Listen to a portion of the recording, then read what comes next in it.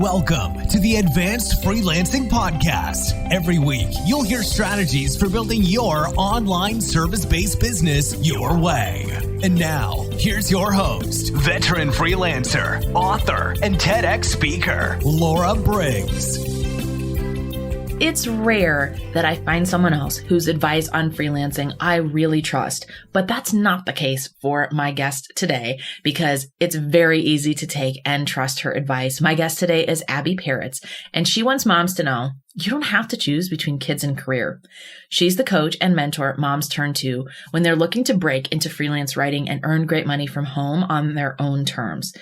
She combines nearly 20 years of experience freelancing for some of the world's biggest companies with firsthand knowledge, having 5 kids of her own, including one with special needs.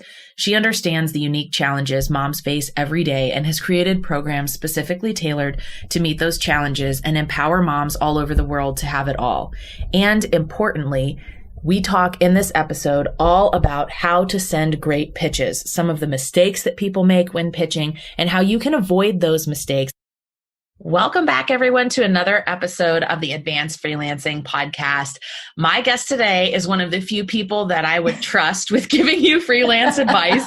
The list of people I do not trust is way longer, but I am so excited to have Abbi here on the show because she really knows what she's doing. She gives authentic advice, and she's helped a lot of other freelancers, specifically writers, grow their business. So welcome to the show, Abbi.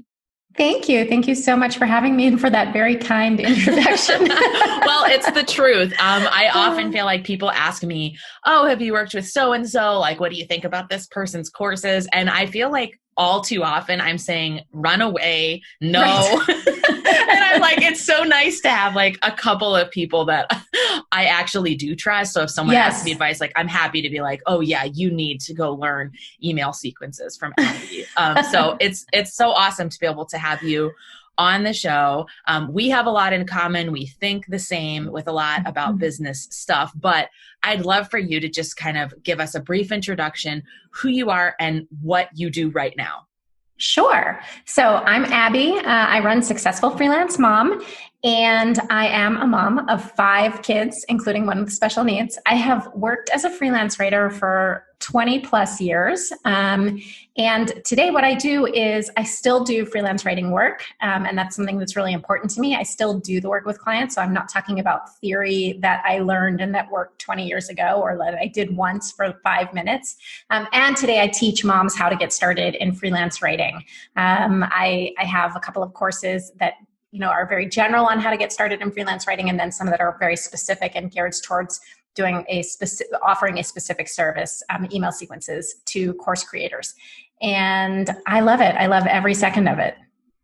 That's so awesome. And you hit on something that's one of my pet peeves too, is somebody who freelanced once 10 years ago or sold one project on Upwork. And it's like, it's not that they don't have valuable information to share, but I do question like whether that's relevant. We could just make this like 30 minutes on what we don't like about other people. Yes, I know.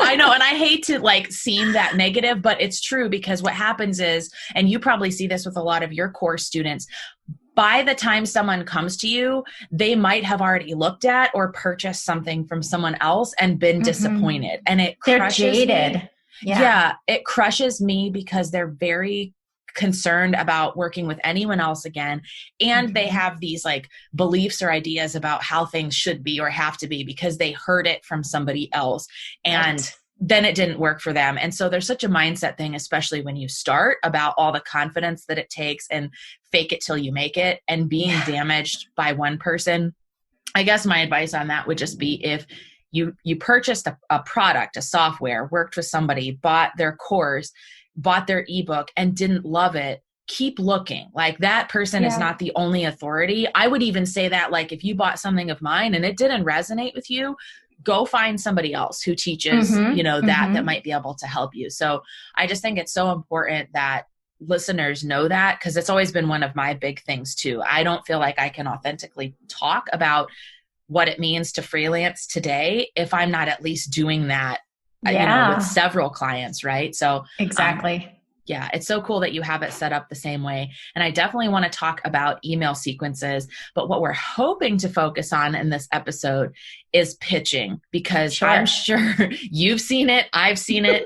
Our clients have seen it. So many pitches are terrible and awful. The sad thing is you can avoid almost all of these mistakes. So let's talk about like maybe if you can come up with like a top 2 or 3 things that you see people doing over and over again in pitches that's like, don't do that. You're doing it wrong. Don't even send the pitch if you're doing this. Just wait until you've got it refined.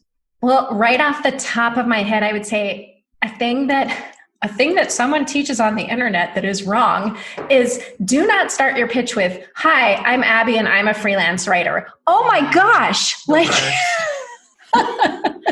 worst. The worst. Yes. Don't do that, because guess what? I know who you are because it's 2020 and I have email and it says your name right up there. And and you probably in your subject said something like, something about whatever it is that they're looking for, in a writer. You don't need to waste my time. Like, you have literally wasted 8 seconds of my life. And if I'm a busy editor, and these people, I think that a lot of people don't realize how much email some of these editors are getting in an hour, forget about a day. I mean, literally hundreds of emails. They don't have that 8 seconds. I mean, you've stolen it from them. And in pure resentment, they're just going to click delete. That's it. Exactly. And especially if you're pitching on a platform like Upwork, where the client is soliciting a writer or a graphic designer, it's obvious that if you're replying to the post, you do that thing. So you don't need to recap it. The other one that drives me crazy is when people say, "I'm a good freelance writer. I'm really good at what I do." It's like, yeah, I hope so, because you shouldn't be in business if you're mediocre or bad, right? But people still put it in there. Like, I've been doing this for 5 years. Like, only say that if there's some specific reason that the 5 years really matters, because it's not enough. And you're right. People have such a limited attention span. And if you put the good stuff about you at the bottom of the email, they're never going to get there. Yeah, they're not even going to get there. They're just going to delete it right away. And you lost your chance with that editor or with that potential client. So that's definitely a good one. I totally agree with that. Yeah. And then this is kind of like a little admin thing surrounding the pitching, but I always tell my students, track the email that you're sending. And I do this with everything. First of all, if I'm sending an email to my husband, I want to know that he opened it and read it so that he can't tell me later, "Oh, I didn't know I was supposed to do that." Yeah, you did, because you read the email cookie. So I saw you open it 6 times at work. Track everything you send, because what you see that people are opening your email and you're never getting a response, something about your pitch is not resonating with them. They're not giving you a chance. On the other hand, if you see that it's being opened multiple times, and especially in different locations, then you can tell a pitch is kind of being forwarded around the office, being discussed, maybe in working meetings, that kind of thing. That's a great time to follow up and say, "Are there any additional questions I can answer for you?" So just an admin thing around things. It gives you a sense of how your pitch is being received, and if it's being opened at all, and if it's being opened and never read again, or if it's being opened multiple times. So track your email.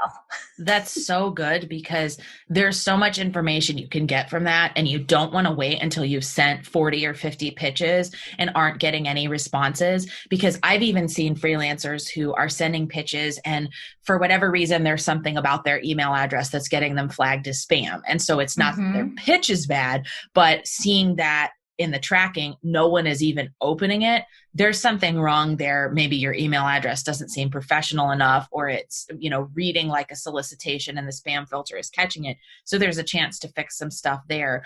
I know that HubSpot allows you to track up to 200 notifications. So I think that's every time someone opens an email per month for free.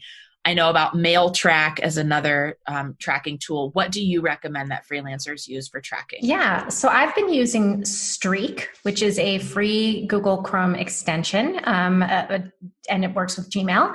And so Streak has a paid version. You don't need the paid version. The paid version is like for really a team of people who are doing multiple project management type tasks. The free version is unlimited in how many emails you can track per month and whatever. And it is robust. And for me, it works exceptionally well. So I use it myself. I recommend it to my students. free. I love it. There you go. And there's nothing like mail track, I think puts those little like track by mail track at the bottom of every message. So this has nothing like that. It's not infallible, but nothing is. And it's really, really good for what you need. I can't think of any use case for a freelance writer where this wouldn't be a good fit. Yeah, that makes a lot of sense because I agree. I installed MailTrack to try it and it drove me crazy. I felt like one, it was buggy, and two, it put at the bottom of every email that it was being tracked. And sometimes you don't necessarily want your prospective clients or current clients knowing that you're tracking their email. It's kind of nice to have that as a secret tool in your arsenal to be able to tell like, hey, John Smith opened my email 21 times. This is the perfect time for me to write a custom follow-up because obviously there's something about it that got his attention. But you don't really like want to show all your cards with that. So I love that idea. It's so simple to do. It probably does not add any more than a handful of minutes to your pitching process. But I think another misconception that people have, and we'll talk about this later, is that it's as simple as sending a pitch and a client opens your email, reads it, writes back and goes, sure, send me the contract. Let's do thousands of dollars of work together. A lot of the business is in the follow-up, right? Yes. So setting yourself up for success with that follow-up from day one by tracking it just makes it so much easier for you. So much easier. I see people have these like complicated spreadsheets, like when they contacted something, you don't need all that, right? Like use the free version of Streak, get all the benefits of it, and don't add more stuff on your plate. So that's great. Yeah. And I would also say if you're not using Gmail, there's so many great tools built right in. Like they've even got this new, that little nudge feature now. Like if you sent an email a couple of days ago and you haven't had a reply, it'll pop it back into your inbox and say, hey, you didn't get a reply to this. Do you want to do anything with that? So I wouldn't necessarily take Google's advice every single time and immediately send a follow-up 3 days later. But I do love like the snooze feature, for example. So I will often snooze that and say, hey, remind me again 10 days from now, because that's the point where I do want to follow up. I do want to take a look. So, and like, again, on the admin side, we talked about, your email address might be coming off as unprofessional or getting flagged as spam. If it's an AOL.com address, it's definitely getting flagged as spam. If it's a Hotmail.com address, it's 100% getting flagged as spam. It is 2020. Get your own domain name and get a personal email address. Yeah. It's not that expensive. I feel like Google charges $6 a month for that. I know something I just put one of my websites on the year-long plan with Squarespace, and it was one of the bonuses that came with that was like a year of professional email. So at the bare minimum, you should be using something at gmail.com. You can probably get away with that if you're like, I don't want to deal with the hassle yet. I'm not ready to invest. But it's such a small and easy thing to do to get that, your name at yourname.com or your name at yourbusiness.com. Even if you don't have the full website set up yet, right? You can still leverage that email address and it comes across a lot more professional because we've all received those annoying emails. Usually it's from SEO services in India. At least that's who targets me. And it's so obvious that it's a poorly written pitch. I mean, it starts with "Dear Sir" every time, which I'm just like, oh no, that's not accurate. But you don't want to come across like those people. You don't want to be the fly by night, like, templated pitch that has no personalization to it. So try to stand out. Little things like your email address can make a big difference. They really, really can. And that's going to bring me to my next point. You mentioned these things that feel like templated pitches. So I'm all in favor of templates and systems and processes that save you time. But they shouldn't ever feel like templates and processes and systems that you created to make your life easier and to not really care about your clients. So I have a couple of I don't know if I would say they're like rules for business or rules for life or just things that I live by, core values. Don't lie. Don't send an email you'd be embarrassed to show people in your real life. Like, these are basic things to me, but a lot of people don't bother to follow them. So if you are a person who follows them, you will stand out. One of the things that I think about a lot and that I talk about a lot is you should genuinely care about your clients and the people who you work with. You should really care about them. You should think of them in a sense as your friends. Now, yes, you want to have a professional relationship with them, but you should think of them as people whose well-being you care about, whose time you want to protect. So don't send them crap. that you'd be embarrassed to show people in your real life. When you're emailing someone, even if it's a pitch and even if you are using a template, put some effort and thought into it. I use, for example, a tool called A-Text, which is a text expander tool. There are different versions of this. The one that I use is literally a $4.99 one-time fee app. And it makes my life so much better because I can save all of these templated responses that I can call up with just a keystroke or two, but then I always go in and personalize them. So yeah, the part that doesn't change is the service that I offer. Every single client who I work with gets the same offer because that's the service that I offer. So, it's an email sequence and it costs this much. And if you want a sales page, it's this much. But what I'm pitching to them, like why I'm reaching out to this particular client, that's going to be the part where I'm going to put in that personalization. And I find that it's most effective, again, if you're honest, if you actually looked at their website and there was something about it that spoke to you and made you say, wow, I want to work with this person. Or if you're on Upwork or a site like that and you see a posting, what made you apply to that posting? And please don't tell me it's that they're offering a lot of money. That's not a good reason. Like there should be something beyond that is pushing you to reach out to this specific client and not that one. Yeah. So talk about that and don't be afraid to let some of that passion come through. I think it makes pitching much more enjoyable for you as the person who's writing the pitch. And it certainly makes the person who opens it and reads it feel much more engaged with you. If you're starting off by saying, wow, I looked at your website and your involvement with this organization or the way you're approaching this or the people you're serving, whatever it is, talk about the thing that jumped out at you and that got you excited.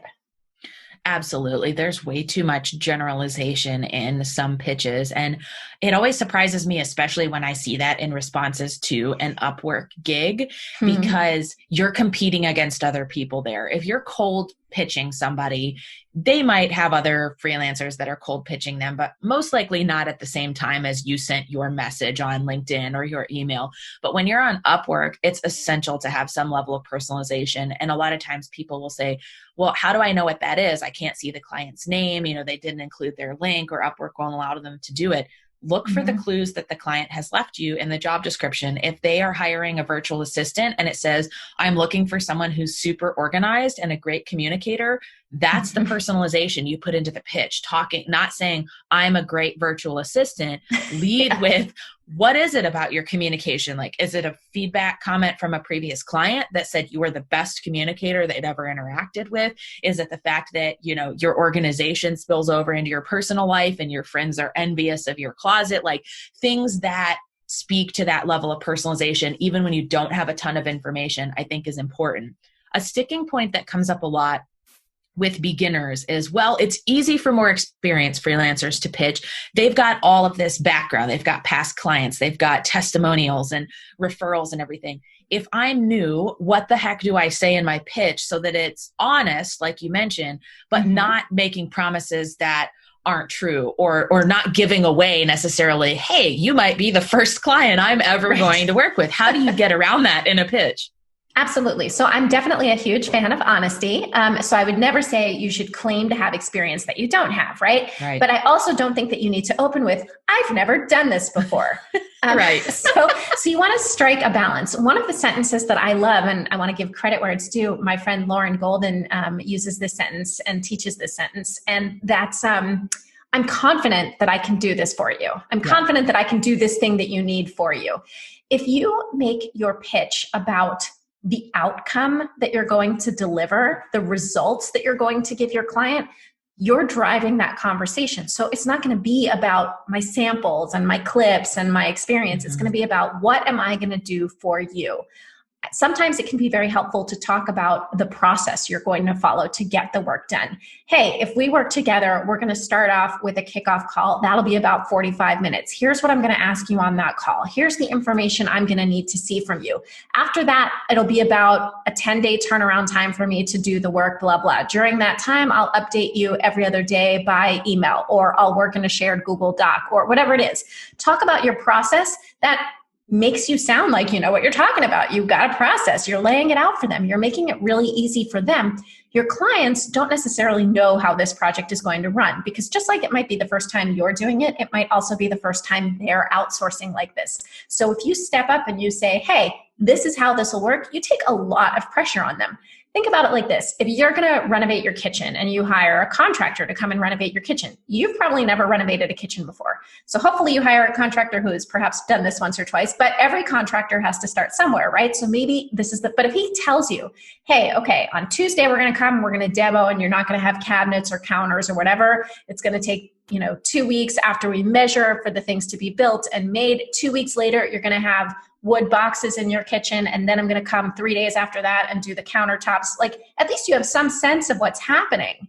Even if he's never done this before and it's his first time and it's your first time, you feel a little bit more confidence in the process. I think it's also okay to say to a client, I wouldn't open with this, but I think it's okay to, in your discussion, say, hey, I'm still nailing down my process on this, which is why I'm going to slightly discount this project, or which is why I'm doing this for X amount of money when in the future I plan to charge this much. I think that that's an okay thing to say when you're starting out, if you really want the work and you really want this particular client and you feel like this is your in.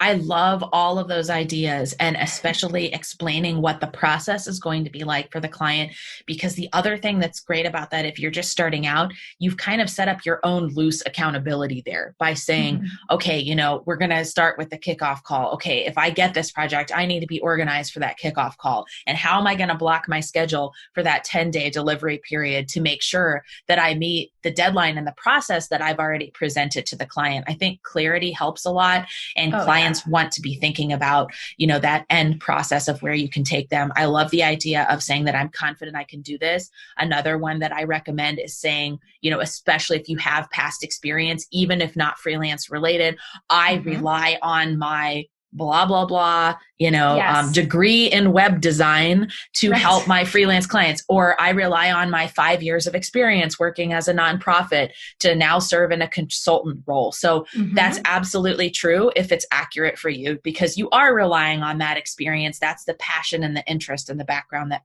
potentially brought you to the type of freelance work you're doing today. So completely agree. Do not lie. Do not say, these are the kinds of results I get for my clients if you don't have any results yet. You don't need to say things like that. Of course, when you get to the more experienced freelancer point, you absolutely want to start adding those things into your pitches, great comments of feedback from clients, amazing results, big name clients you've worked with. But please don't feel as a beginner like you have no chance if those things are missing from your pitch, because I think you're just relying on a little bit different approach, but that doesn't mean it's not valid. And you have to think about the fact every freelancer started with no experience. So so many people have found a way to break in, and they're just a couple of steps ahead of you. That's really important to keep in mind. So true. So two things. One is a lot of people also, you might be new to freelancing, but you have a lot of other experience. I can't tell you how many students I've had who come to me and say, I have 2 doctorates and I've been the president of Uganda for 7 years. Do you think I'm qualified? And I'm like, yeah, I feel like you can probably handle writing. Yes, I feel like you will be okay. So don't discount the 10 years of corporate experience that you have. Any writing work or whatever, freelance kind of work that you've done, like anything that you've done in your past that relates to what you're trying to do now, it counts. It matters. It's real experience. And you said, every freelancer starts somewhere, right? Everybody has a first project. A thing I love to tell my students is not only does every freelancer have a first project, every brain surgeon in the entire world has to at some point pick up a scalpel and slice into someone's brain for the first time. And I feel like, not to belittle what we do by any means, but I feel like brain surgery is just a little more complex than most freelance writing projects. So, oh my goodness. You just gave me a flashback. So in my husband's, I think it was his third or fourth year of medical school. He rotated with a surgeon, and the guy was like more than ready to throw him into these like gastric surgeries with no experience. And my husband was like, yes, I've been trained to do this. I understand the theory of it. I know what that process should be. But he's like, that first time that he goes, okay, you tie this up, you close this out, you do the sutures.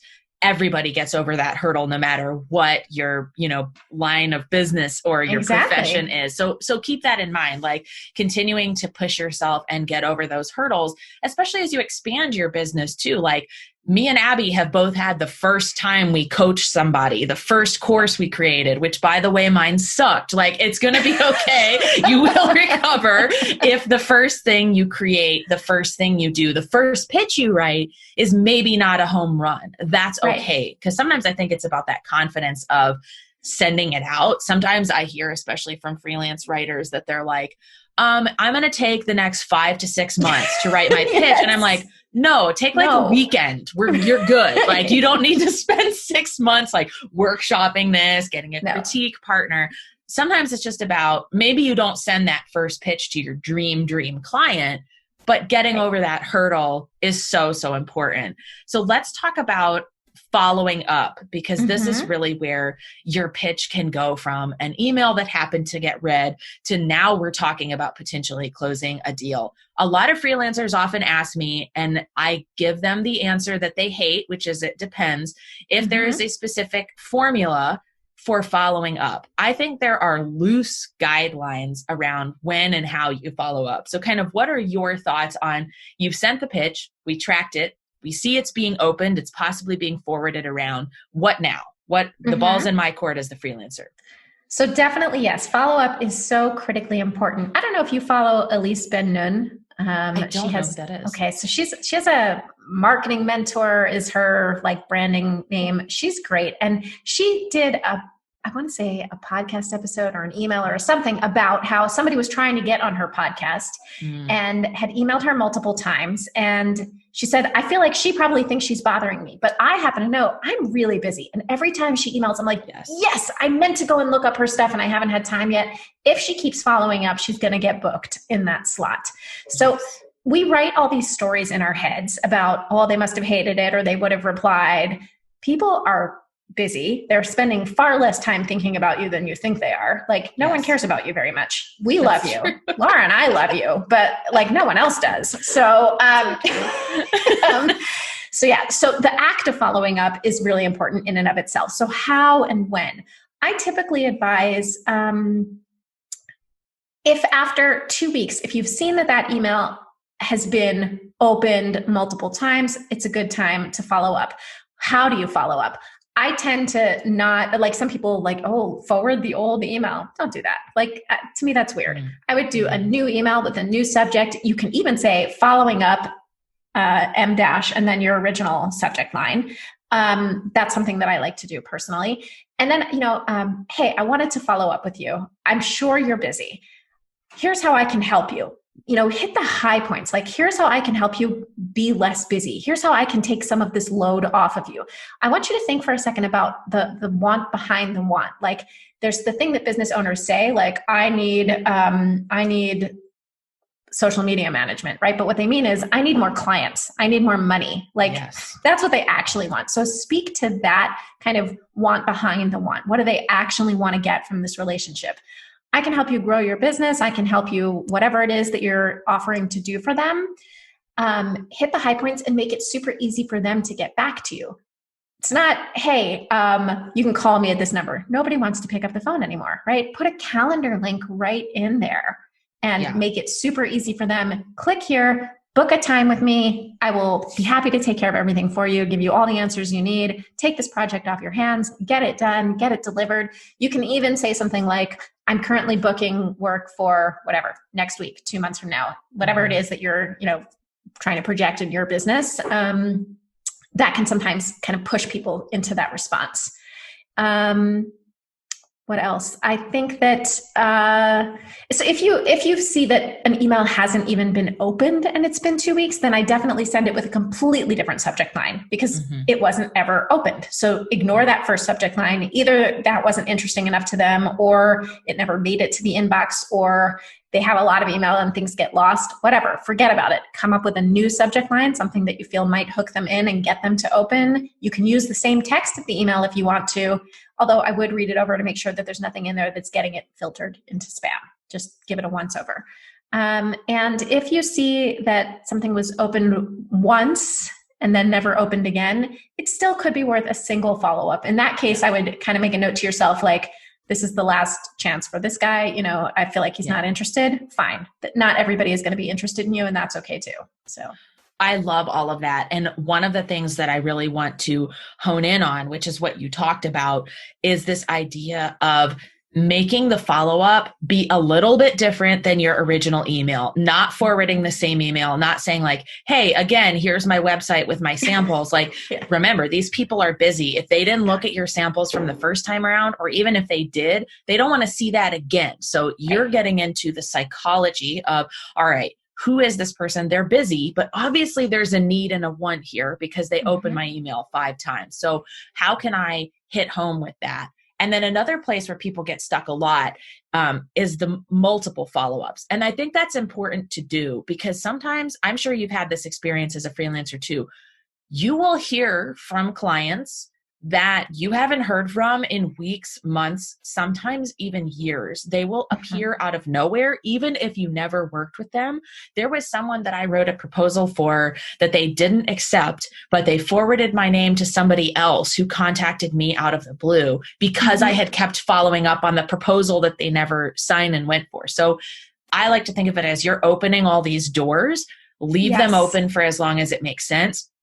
After the first, and don't do the follow-up of like, hey, just following up on this. That's appropriate if they have a proposal or a contract that is pending a signature. Then you can be that direct of like, hey, I just want to make sure my invoice gets paid, that you saw this contract and scope of work and you agree with it. But make it more personal when you're still at the pitch level and you're trying to get them on a call or something like that. I think a lot of people kind of miss that. Now, after the first couple outreach efforts, I get a little bit of creeper status going. So I will start Googling the company, the person I'm emailing. I will look for articles or new studies that came out that were relevant to their business. And I will say something like, hey, I came across this article on email marketing and how the ROI on it is blah, blah, blah dollars for every blah, blah, blah dollar you spend. I instantly thought of you because I know I've sent you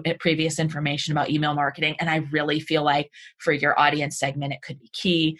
If the CEO was recently received an award or was featured in an article, like call that out, like use that as your follow-up. Like, hey, I saw this. This is super cool. It's part of why I'm so pumped to potentially work with you. So make it a little more personal. I think that every client and potential client hates just, hey, following up, hey, checking in on this over and over and over again, because you're making it all too easy for them to just say, nah, not right now. There's no incentive for them to take any action based on those kinds of statements. So you want to kind of prompt them, this is what you're missing. Like, if you don't work with me, hey, I'm really passionate about your company or you or your industry, like something that's personal that makes them go, man, like if we are going to outsource it, it's going to be to this freelancer because their follow-up game is solid.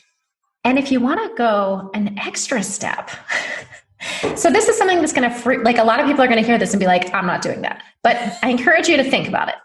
So I have students who have had an enormous amount of success with video pitches. Where they will literally, use Loom, again, free Google Chrome extension, super easy to use. Even if you've never used it, you can be up and running in 45 seconds because you're a human with a brain. And you go to their website or you can go to their website and you can talk about them and like, oh my gosh, I love this, da, da, da. Or you could take that article, I'm reading this article and I'm just thinking about you. This line in particular really speaks to me and reminds me of your company because XYZ. Number one, not everybody is sending video pitches. Number two, it is clear that you made this effort specifically for that client. It catches their attention, and Loom loads things so nicely with this preview right in the email. People are like, what's that? And they click. And you don't want to go on for 17 minutes, but if you do like a 2-3 minute video, that's something that has a real impact. And you get a notification when they've watched it. So like another nice tool for, oh, hey, they watched this. That's cool. You know, you are going to stand out in their mind if you, and I know we all get, you know, we're writers because we're introverts and whatever. Get over it. Like they're not looking at it to judge your, I don't know, your makeup or whatever. They care much more about themselves. And so take the time, make this little video pitch. It makes such a difference. It does. I can't even tell you how many clients I've landed or at least opened the line of communication because I sent a 1 or 2 second video. It's really your chance to show that you're a human too. You're not just a taskmaster who does projects and turns them in. You're a human being. You have personality. You care about their business. I also worked with an online business manager for about 2 years, and it was from an Upwork pitch, but she went one step beyond to Google my name and made me the 2-minute video that says, hey, I went and looked at your website, and as your OBM, here are the 3 things that I would change that I don't think are working as well as they could. No one else even spent the 5 minutes to go check out who I was and where I probably needed the most help. And so that led to a 2-year contract for her. So anytime you can do something that's a little bit personal, like the video, going that little one step beyond. Another one of my favorite follow-ups is pitch the person, then connect with them on LinkedIn. I did this yesterday. I was pitching a speaking gig. I wrote the custom pitch to the conference organizer. 5 minutes after sending it, I sent a connection request on LinkedIn and said, I like the add a note section when connecting. I said, hi there. I put in a personal thing about like, I'd love to connect with you because blah, blah, blah. But then I put at the end, also, I just sent you an email on 2020 conference, looking forward to connecting. And that, because people still tend to check their LinkedIn, which might not always be 100% true on email, that's another great way to follow up or keep that conversation going, or prompt somebody whose email inbox is bogged down to go searching for your name in their inbox. And I love that you sent a personal message with your LinkedIn request, because I can't tell you. Oh my God. You must get, like I do, you know, I mean, dozens, if not hundreds a day sometimes. And when they don't have, when there's like no personal message, I'm not necessarily going to bother to approve you because I don't know who you are. I don't know anything about you. I don't know if you're a good connection for me. And I'm very selective with my LinkedIn connections, because when I put out content on LinkedIn, I want it to be showing to people who like, you know, who actually may engage with that content. So if it's somebody who has taken the time to write me something personal, I will almost always accept them, even if they're outside of that, you know, immediate market. Okay, this person made the effort and told me why they wanted to connect with me, sure. But if you don't bother to do that, man, you are missing out on a chance to connect with people. You are, because I leave my connections for the longest time in purgatory on LinkedIn if I can't figure out who they are and what they do. Especially true if you don't send the note and your tagline on LinkedIn is extremely vague. Like someone the other day tried to connect with me and their tagline was "making dreams come true." And I'm like, what does that mean? No, it doesn't mean anything. What industry are you in? But when someone takes like some of the people that I connect with, not just connect with, but right back to immediately are those who are like, hey, I saw your TEDx talk, loved episode 90 of your podcast. It's like, oh yeah, this person actually knows who I am. They're not just like randomly clicking people you might know and adding connections for whatever reason. So if we think like that, I guarantee you CEOs, marketing managers, busy entrepreneurs, they think like that too. So it doesn't even have to be related to the service that you're pitching. Maybe you saw them deliver an amazing keynote and you comment on like, hey, you really killed it on that stage. You did an amazing job. You're much more likely to open that line of conversation and communication. So I think that's so important. LinkedIn is underutilized. I've also had people, and I've also had people like students of mine who, you know, they'll sign up for my free email course and they'll like my Facebook page and they'll join my group. And then on LinkedIn, the message will be something like, I swear I'm not a stalker. So, you know, it took 5 seconds to write. It made me laugh. And I get it. Like, I get it. You're trying to figure out which of the spaces, like you want to follow me into the spaces. That's totally cool with me. I am there for it, you know? And the little, like, I'm totally not a stalker. Like, okay, you know, like I'll even reply to something like that. Haha, I don't think you're a stalker. It's awesome. So glad to connect. Yes. Let me know if you're, let me know if you're finding everything you need. And now we have a conversation going. So there are definitely ways that you can do that. And it's such an easy way to stand out from the crowd. So to close things out, because I feel like we could talk for hours for on days. Yeah. so many different things, but I'm trying to rein myself into what my listeners are willing to listen to at a time. You're in the process of following up. You've suggested the call and they haven't taken it. Do you have any tips for how to nudge that person into getting them on the phone? Because I feel like that's where so much business is done. That's where you really connect. How do you nudge that person without being annoying, but how can you be most effective at sort of prompting them into that action step of the phone call?